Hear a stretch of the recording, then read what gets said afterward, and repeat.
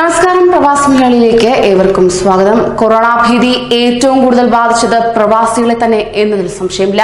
എന്നാൽ ആ ഭീതിയിൽ നിന്ന് മുക്തി നേടാൻ നാട്ടിലേക്ക് വരുന്നവരാണെങ്കിൽ തന്നെയും നാട്ടുകാർ ഒറ്റപ്പെടുന്ന കാഴ്ചയും സജീവമായി വരികയാണ്.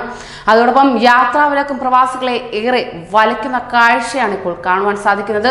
കുവൈറ്റിന് പിന്നാലെ ഖത്തറും സൗദിയും കൂടി യാത്രാ നിയന്ത്രണങ്ങൾ ഏർപ്പെടുത്തിയതോടെ പ്രവാസികൾ അനിശ്ചിതത്വത്തിൽ.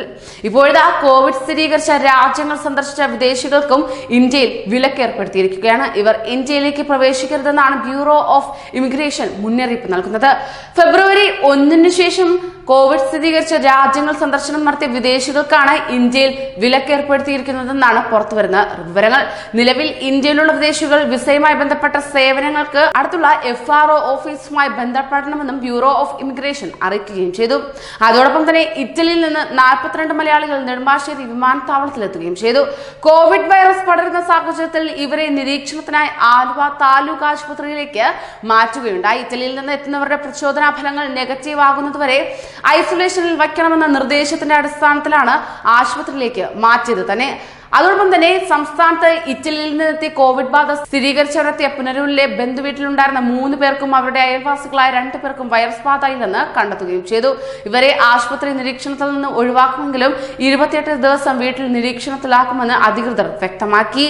തിരുവനന്തപുരം, കൊച്ചി, കോഴിക്കോട് എന്നിവിടങ്ങളിൽ നിന്ന് ബഹ്റൈനിലെ മനാമയിൽ ഇറങ്ങി സൗദിയിലേക്ക് പോകാനിരുന്ന 100ഓളം മലയാളികൾക്ക് കണക്ഷൻ വിമാനം ഇതിനോടകം തന്നെ ലഭിക്കുകയും ചെയ്തില്ല.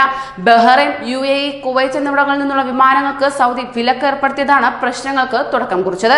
ഇവരെ തിരുവനന്തപുരം, കൊച്ചി വിമാനങ്ങളിലെ നാട്ടിലേക്ക് മടക്കി വിടുകയും ചെയ്ത സാഹചര്യം കാണുവാൻ കഴിഞ്ഞു.